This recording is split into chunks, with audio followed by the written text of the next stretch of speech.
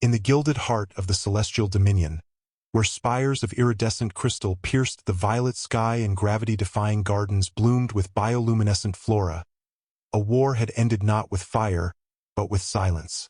The human expeditionary force, once feared invaders from the distant blue world, now stood as uneasy guests in the royal palace of Queen Virili, sovereign of the Aethery.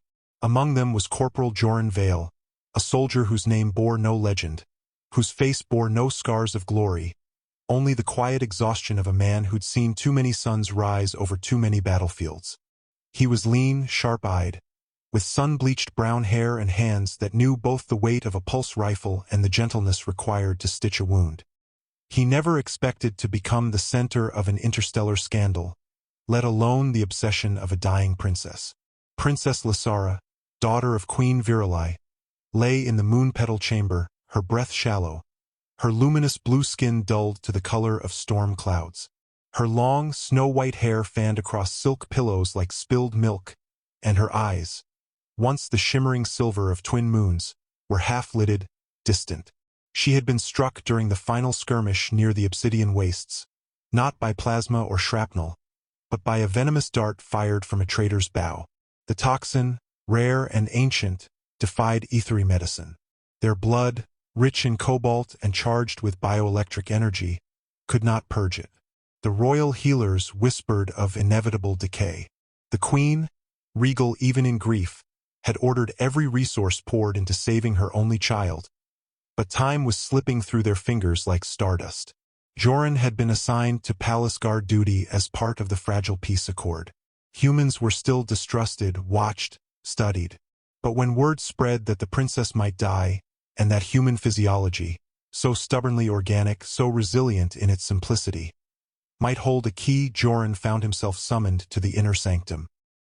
He didn't understand their language then, only the urgency in the high priestess's gestures and the queen's tear-streaked face. Through a translator drone, they explained. Human blood, unaltered by cosmic radiation or genetic enhancements, contained proteins that could neutralize the toxin. It was a desperate gamble, and Joran, without hesitation, rolled up his sleeve. The transfusion took place under the watchful eyes of silent attendants and humming medical drones. As his blood flowed into Lysara's veins through gleaming silver tubes, something unexpected happened. Not only did her breathing steady, but a faint warmth returned to her cheeks. Within hours, she opened her eyes fully, and fixed them on Joran with an intensity that made his pulse skip. She spoke no Terran, but her gaze said everything. You are mine now. Recovery came swiftly for Lysara, but not without consequence. The bond forged by blood ran deeper than biology. In aethery tradition, to share life essence was to forge a soul link, an unbreakable tie. To them, Joran hadn't just saved her. He had claimed her, and she, in turn, would claim him back. At first, Joran thought it was gratitude. Then he noticed how she appeared wherever he was stationed, on balconies overlooking the training yards, in corridors he walked alone, even once seated silently at the mess hall table meant for human personnel. She never spoke, only watched, her white hair catching the light like spun frost, her blue skin glowing faintly in the dimness. The humor began subtly. One morning, Joran found his boots polished to a mirror shine, though he'd left them scuffed and muddy. Another day, his ration pack contained candied moonberries, a delicacy reserved for royalty. When he politely declined a gift of a jeweled dagger, which he assumed was ceremonial, Lysara simply placed it in his belt herself, her fingers brushing his hip with deliberate slowness that made his ears burn. The other soldiers teased him mercilessly. Better marry her, Vale, Sergeant Rook laughed. Or she'll have you stuffed and mounted in the throne room. Joran tried to laugh it off, but the truth was, he couldn't stop thinking about her. The way she tilted her head when listening, the quiet dignity in her posture, the strange melodic hum she made when deep in thought. Then came the formal declaration. During the Feast of Twin Moons, a grand celebration marking the end of hostilities, Queen Virili rose from her obsidian throne. The chamber fell silent. By the law of shared essence, she announced in flawless Terran, her voice echoing through the hall. My daughter Lysara is bound to the human who gave her life, Corporal Joran Vale, You are hereby named consort-elect of the Celestial Dominion. Gasps rippled through the crowd. Human diplomats paled. Joran nearly dropped his goblet. He protested, of course. Your Majesty, I never intended. You intended to save her. The Queen interrupted gently. Intentions matter less than consequences in matters of the soul. Lysara, seated beside her mother, finally spoke. I refuse to let him go, she said in halting Terran, her accent musical but firm. He is mine, and I am his. Her words were simple, but the steel beneath them silenced all argument. What followed was neither imprisonment nor romance, at least not yet. Joran was moved from barracks to a suite in the Sapphire Wing. Attended by silent, graceful servants who brought him meals he couldn't pronounce and robes woven from starlight thread. Lysara visited daily, sometimes bringing scrolls of ethery poetry, sometimes just sitting in companionable silence. She taught him phrases in her tongue. He taught her earth songs. Once, she laughed. A sound like wind chimes in a summer storm when he tripped over a ceremonial rug. The moment hung between them, warm and fragile. But peace is never absolute. Rumors stirred in the lower courts. Traditionalists called the union an abomination. Whispers of assassination plots reached the Queen's ears. And then, one night, intruders breached the palace walls. Fanatics from the Crimson Veil, a sect that believed purity of bloodline was sacred. Alarms blared. Plasma fire lit the corridors. Joran, trained for chaos, grabbed his sidearm and sprinted toward Lysara's chamber before anyone could stop him. He found her cornered by 3 masked assassins, her ceremonial dagger in hand but clearly outmatched. Without thinking, he fired 2 shots, precise, lethal. The third lunged at him with a vibroblade. Joran sidestepped, but not fast enough. The blade grazed his ribs, drawing blood. Lysara screamed, not in fear, but in rage. Her eyes flared silver, and a pulse of energy erupted from her palms, throwing the assassin against the wall with bone-shattering force. She rushed to Joran, pressing her hands to his wound, her tears falling like liquid pearls onto his skin. You cannot die, she whispered, voice trembling. Not after giving me life. Not ever. The incident changed everything. The Queen declared martial law. The Crimson Veil was purged, and Joran, once a mere soldier, became a symbol of unity, of sacrifice, of something new. Yet he still wrestled with doubt. Was this love or obligation? Did she see him as a man or merely the vessel that saved her? One evening, as they walked through the floating gardens suspended above the city, Lysara stopped beneath a canopy of glowing blossoms. You think I keep you because of blood, she said, her Terran smoother now. But it is not so. She turned to face him, her expression unguarded. When I was dying, I saw nothing, only darkness. Then your blood entered me, and I felt warmth. Not just heat, kindness, courage. A quiet strength that does not roar, but endures. That is why I will not let you go. Not because you saved me, because you are worth keeping. Joran's throat tightened. He reached out, hesitantly, and touched her cheek. Her skin was cool, soft, alive. And if I wanted to stay? He asked softly. Her lips curved into the faintest smile. Then you would be very wise. Their courtship unfolded in stolen moments. Shared meals under twin moons, debates over strategy maps, quiet walks where neither needed to speak. Joran learned that Lysara loved old Earth films, especially comedies, and would giggle uncontrollably at slapstick. She, in turn, discovered his fondness for sketching, and soon her chambers were filled with his drawings. Her reading, her practicing sword forms, her sleeping in a sunbeam. The palace staff began referring to them as the bonded pair, and even the sternest generals softened when they passed. But destiny, it seemed, wasn't done with them. News arrived from the outer colonies. A rogue warlord, wielding salvaged human-ethery hybrid tech, threatened to reignite the war. The Dominion's fleet was weakened. The Queen, aging and weary, looked to her daughter and to Joran. You understand both our peoples, she told them. You must lead the joint task force. So Joran donned armor once more, not as a conscript, but as a commander. Lysara stood beside him, not as a damsel, but as a warrior princess, her white hair braided with battle cords, her blue skin painted with ancestral sigils. They trained together, planned together, fought together.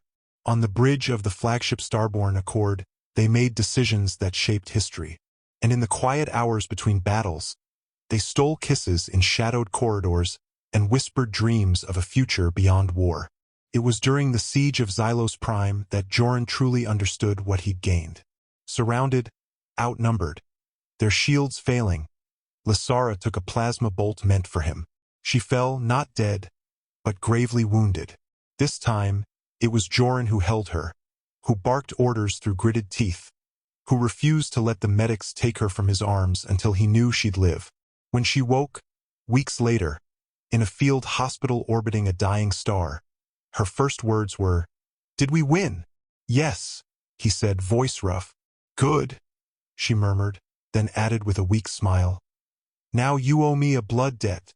He laughed, the sound raw with relief, and in that moment, surrounded by the hum of machines and the scent of antiseptic, he realized he no longer questioned his place. He belonged to her, to this strange, beautiful world, to the future they were building together. Back in the palace, life settled into a rhythm both extraordinary and ordinary. Joran was granted citizenship, a title, Lord Consul Vale, and, eventually, a ring forged from meteoric iron and ethery crystal. Their wedding was a spectacle of light and song, attended by dignitaries from 100 worlds. But the real joy came afterward, in the quiet mornings when Lysara would curl against him, her cool skin warming against his, and murmur plans for their children. Half human, half ethery, heirs to 2 legacies. Years passed. The war faded into memory. Their twins, a boy with Joran's eyes and Lysara's silver hair, a girl with blue-tinged skin and his stubborn chin, grew up chasing Luminoths through the gardens and arguing over which planet had better desserts. Joran taught them to shoot straight and speak truth. Lysara taught them to listen to the stars and honor all life.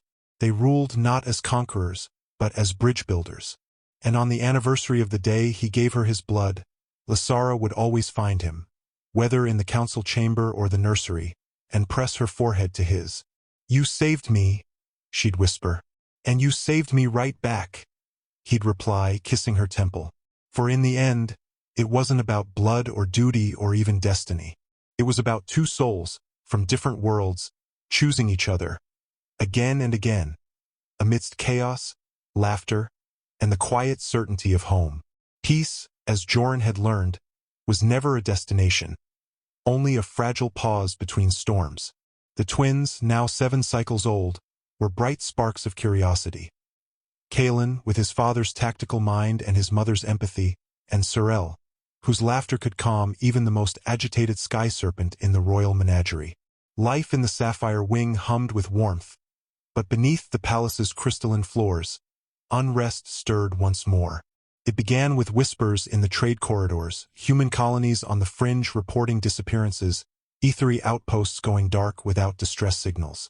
Then came the encrypted message from Admiral Rourke, Joran's old comrade, now commanding the Terran Frontier Guard. "They're using hybrid tech. Your DNA signature is embedded in their bioweapons. Someone's replicating your blood." Joran's blood ran cold. He'd given it freely once to save a life. Now it was being weaponized. Lysara summoned the High Synod immediately. Her silver eyes blazed with fury as she paced the war chamber, her white hair coiled tightly at her nape. "This is not rebellion," she declared. "This is sacrilege." The Synod elders murmured agreement, but one voice rose above the rest, that of Lord Vexer, Lysara's uncle and former regent, whose loyalty had always been as smooth as polished obsidian and twice as brittle. "Perhaps," Vexer said, voice dripping with false concern, "the contamination stems from the very union we celebrate. Human biology is volatile, unpredictable. Maybe the consort's presence has destabilized our genetic sanctity." Joran stiffened, but Lysara cut in before he could speak. "My husband's blood healed me. It did not poison us. Your words reek of fear, uncle, not wisdom." Yet doubt had been sown. Within days, protests erupted in the lower districts. Placards read, "Pure blood, pure throne," and "No half-blood heirs." The twins were no longer just beloved, they were targets. One evening, as Sorel played near the reflecting pool, a drone disguised as a garden ornament detonated, shattering marble but missing her by inches. Joran tackled her to the ground, heart hammering, while palace guards swarmed the area. That night, for the first time since their wedding, Lysara wept. Not from fear, but from rage. "They would harm my children for existing," she whispered, clutching Sorel close. "I will burn the galaxy before I let that happen." The investigation led them down a twisted path. The bioweapon labs weren't on some distant moon. They were hidden beneath the old Crimson Veil monastery, repurposed and shielded. Worse, the genetic templates matched not only Joran's blood, but also Lysara's royal lineage. Someone had access to both. Suspicion fell on Vexer, but evidence was thin. Then came the breakthrough. A captured courier carried a data crystal encoded with Joran's military ID and Lysara's private biometric key, keys only someone with intimate palace access could obtain. And there was more. Buried in the files was a recording. Vexer speaking to an unknown figure cloaked in static. "The hybrids must be removed. The throne must remain pure. Once the children are gone, she'll break, and he'll be exiled. Then the true heir returns." "The true heir?" Joran frowned. Lysara's face went pale. "There is no other heir." But then she froze. "Unless..." She led him deep into the palace archives, to a sealed vault untouched for decades.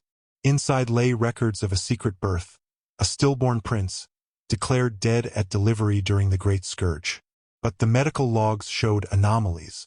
The infant's vitals had stabilized briefly, then vanished from all records. "He wasn't stillborn," Lysara breathed. "He was taken, hidden." And Vexer knew. The truth unraveled like a poisoned thread. Vexer had orchestrated the prince's removal, raising him in secret as his own puppet. A pure ethery male heir, trained in isolation, indoctrinated to despise humans and half-breeds alike. Now, nearing adulthood, the lost prince, named Dane, was ready to claim his rightful place. And Vexer had used Joran's blood, stolen during the transfusion years ago, to engineer bioweapons that would target only those with mixed heritage, starting with the twins. Worse still, Dane wasn't just a pawn. He believed every word. In a hollow message intercepted by palace intelligence, he stood before a banner of the Old Dominion, eyes burning with zeal. "The bloodline is tainted," he intoned. "I will cleanse it with fire if necessary." Joran wanted to strike immediately, but Lysara, ever strategic, proposed a different path. "We cannot fight a war on two fronts, against rebels and against our own people's fear. We must show them what unity looks like." So they staged a public ceremony, the renewal of bonds, where Joran and Lysara would reaffirm their vows before the twin moons, with their children at their side. It was bait, and it worked. As the plaza filled with citizens, diplomats, and wary nobles, the attack came not from the skies, but from within. Dane, clad in black ceremonial armor etched with anti-human glyphs, descended from the upper galleries with a cadre of elite loyalists. Vexer followed, smug, holding a neural disruptor aimed at the twins. "Step aside, sister," Dane commanded, voice trembling with righteous fury. "Your mistake ends today." But Lysara didn't step aside. She stepped forward, arms wide, not in defense, but in embrace. "Dane," she said softly, "I am your sister, not your enemy." He faltered. For a heartbeat, confusion flickered in his eyes. Then Vexer hissed, "She lies. She stole your birthright." Before Dane could react, Joran moved, not with violence but with memory. He pulled a small device from his belt, a translator drone, modified to emit the exact frequency of Lysara's lullaby, the one she sang to the twins. The same melody she'd hummed when recovering from the venom, the same tune Joran had recorded years ago, just to remember her voice. The sound filled the plaza, gentle, ancient, undeniably ethery. Dane froze. His hands shook. That's Mother's song," he whispered, tears welling.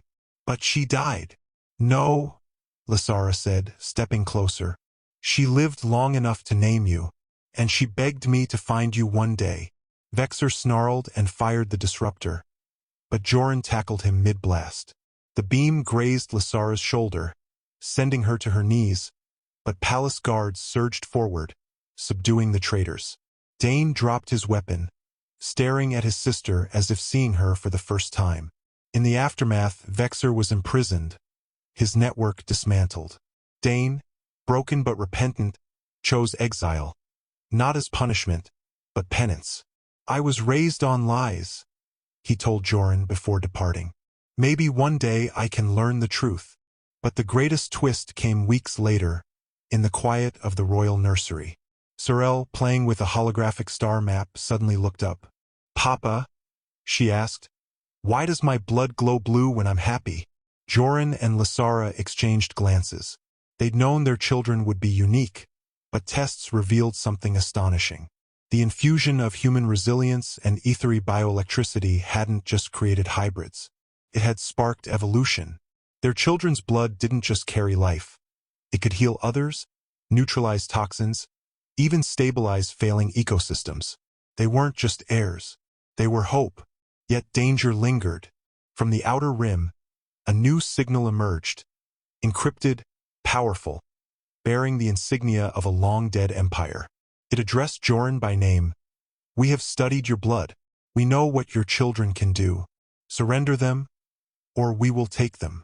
The message bore no signature, only coordinates, and a countdown. Joran stood on the balcony that night, watching the twin moons rise over the city. Lysara joined him, slipping her hand into his. More war, she asked quietly. Maybe, he said, but not the kind we've fought before. She leaned her head on his shoulder. Then we fight it together. And in the nursery below, Kaelin and Sorel slept, their small chests rising and falling, their veins humming with the quiet power of two worlds united. Not by conquest, but by choice. The storm was coming, but this time they wouldn't just survive it. They would change its course. The signal from the outer rim led them not to a war fleet, but to a derelict ark drifting in the veil of morning, a graveyard of dead stars and forgotten civilizations. The vessel bore no weapons, only a single beacon pulsing with a rhythm that matched the twins' heartbeats. Against the Synod's warnings and Admiral Rourke's frantic pleas, Joran and Lysara took the starborn accord alone, leaving their children under the Queen's personal guard. If this is a trap, Joran said as they docked, it's one we walk into together. Inside the ark, silence reigned, until it didn't. Walls shimmered to life, revealing holographic records older than the Dominion itself. They showed an ancient race, the Zerati, who had once faced extinction from a cosmic plague. Their last act was to seed compatible species across the galaxy with bioresonant markers, hoping that one day, two bloodlines would merge and awaken the cure encoded in their descendants. Human and ethery weren't random matches. They were designed to converge. And their children, not just heirs, they were the key. At the ark's core stood a stasis chamber. Within it floated a being neither human nor ethery, but something in between. Eyes closed, skin faintly glowing, veins tracing constellations beneath translucent flesh. A voice echoed through the chamber, calm and ancient. You have come. The harmonic line is restored. Lysara stepped forward, trembling. Who are you? The last Zerati, guardian of the Genesis Code. Your children carry what we could not complete. But the code requires activation and sacrifice. Joran's blood ran cold. What kind of sacrifice? Not death. Choice. One parent must remain, to anchor the code, to become part of the ark's consciousness. Forever. Silence stretched like a wound. Joran looked at Lysara, her silver eyes wide, her lips parted in silent protest. He knew what she would say. She would stay. She would give up everything for their children, for the galaxy. And he couldn't let her. Before she could speak, he turned to the Zerati. I'll do it. No. Lysara grabbed his arm, her voice raw. You can't leave them. You can't leave me. I'm not leaving, he said gently, cupping her face. I'm becoming part of what keeps them safe. You're the queen, the warrior, the mother who teaches them to lead. I was always better at holding things together from the shadows. Tears spilled down her blue cheeks. You gave me your blood once. Now you ask to give your life. I'm not dying, he whispered. I'm evolving, and I'll always be with you. In every sunrise over the palace, in every laugh our children share, in every beat of their hybrid hearts. The Zarati activated the chamber. Light enveloped Joran, not burning, but weaving threads of memory, love, and DNA merging with the Ark's core. His body dissolved not into nothing, but into presence. The walls pulsed with warmth. The twins' images appeared on the screens, sleeping, smiling, unaware. And then, a new pulse spread across the galaxy. Clean, healing, resonant. Planets ravaged by blight began to green. Sickened colonies stabilized. The bioweapons crafted from Joran's blood turned inert, their malice undone by the very source they'd stolen from. Back on Ethar, Lasara returned alone, but not empty-handed. In her arms, she carried a small crystalline orb, humming softly. It glowed brighter when the twins neared. "Papa's in there," she told them, voice steady despite the ache. "He's watching over us. Always." Years flowed like rivers. Kalen grew into a diplomat who could negotiate peace with a glance. Sorel became a healer whose touch mended broken minds and poisoned skies. Lasara ruled with wisdom forged in fire and love. Her white hair now streaked with silver strands that shimmered like starlight. Every evening, she walked to the palace observatory, where the orb rested on a pedestal of moonstone. She'd tell Joran about their children's triumphs, their mischief, their dreams. And sometimes, when the twin moons aligned, the orb would glow fiercely, and a voice warm and familiar would whisper on the wind, "You did well, my love." Decades later, when Kalen married a human ambassador's daughter and Sorel bonded with an ethery skyweaver, Lasara stood before the gathered multitudes, not as a grieving widow, but as a matriarch of a new age. At the ceremony's height, the sky above the palace rippled. From the heavens, a gentle rain fell, not water, but light. Each droplet carried a memory. Joran teaching Kalen to tie knots, singing lullabies to Sorel, laughing with Lasara in the floating gardens. The people wept, not in sorrow, but in awe, for they understood. Love had not ended. It had transformed. It had become law, legacy, life itself. In time, Lasara's hair turned fully white, her steps slower, her eyes still sharp with fire. On her final night, she lay beneath the open sky, the orb resting on her chest. Her children held her hands. "Tell Papa I kept my promise," she murmured. "I never let go." As her breath stilled, the orb flared, then shattered into 1,000 motes of light, rising to join the stars. And far beyond the veil of morning, in the heart of the Ark, two souls finally embraced. Not as soldier and princess, human and alien, but as equals eternal, whole. Their story became legend. But in quiet homes across the galaxy, parents still tell their children, "When you feel lost, listen to your blood. It sings the song of those who loved you enough to become the sky." And in the royal palace gardens, where luminoths drift among blossoms that bloom in twin colors, blue and brown, silver and gold, the wind carries laughter and the echo of a promise kept. The wind that swept through the palace gardens on the day of twin moons carried more than petals and starlight. It carried hope, hard-won and radiant. After the Ark's revelation, after Joran's transformation into something greater than flesh yet still undeniably him, the galaxy had changed. But Lasara refused to let his sacrifice become a tombstone. She turned it into a foundation, with Kalen and Sorel at her side. Now grown, wise beyond their years, their hybrid hearts beating with the rhythm of two worlds, she rebuilt not just peace, but kinship. Human colonies and ethery provinces wove their laws together. Schools taught both Terran history and ethery star lore. And at the heart of it all stood the Harmonic Accord, a treaty signed not in ink, but in shared blood and mutual trust. Yet something remained unfinished. One evening, as Lasara walked the moon-petal chamber, the very room where Joran had once given her his blood, she found a soft chime echoing from the crystalline orb that had rested on her nightstand for decades. It pulsed gently, then projected a hollow image. Joran, not as a memory, but vivid, smiling whole. "I've been waiting," he said, voice warm as ever. "For what?" she whispered, tears already forming. "For you to say yes." She frowned. Yes to what? The image shifted. The chamber walls dissolved into starfields, then reformed into a quiet glade beneath twin suns. One gold, one violet, on a newly terraformed world called Elora, named after the old Terran word for light. There, standing in simple robes, was Joran, not a projection, not a ghost, but real, flesh and bone, breath and heartbeat. The Zarati arc, in its final act of grace, had done more than preserve his consciousness. It had learned.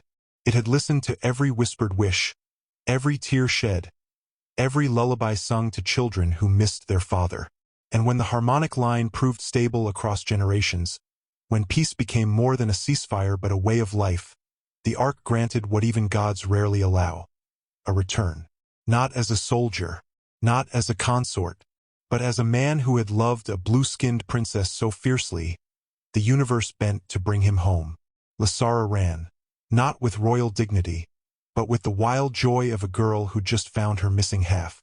She crashed into his arms, burying her face in his chest, breathing in the scent of ozone and old leather that she'd thought lost forever. He held her like he'd never let go, because he never would again. Their wedding wasn't grand by palace standards. No ambassadors, no fanfare.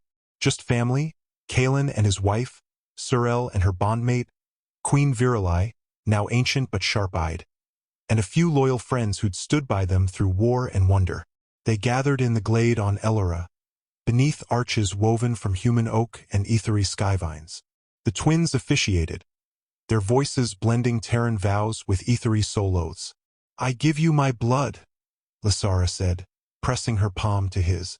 "And I give you my forever," Joran replied, placing a ring of meteoric iron and moon gold on her finger. Afterward, they danced under the twin suns as their grandchildren. 5 now, with skin the color of dawn and hair like spun starlight, chased luminoths through the grass.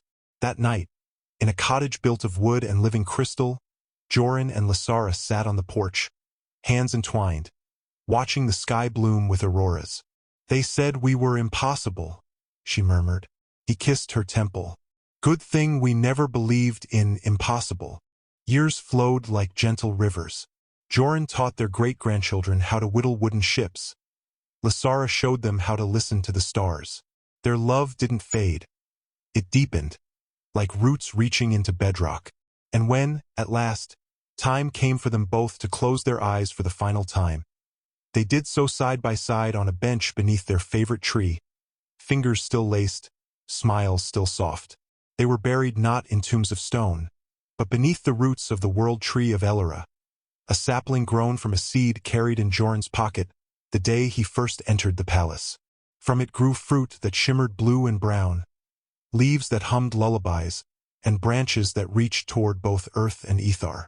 And every year, on the day of twin moons, families across the galaxy gather beneath such trees, hold hands, and whisper the same blessing. May your blood be shared, your love be stubborn, and your ending be a beginning wrapped in joy. For Joran Vale and Princess Lasara did more than survive. They married not once but twice, first in duty, then in destiny.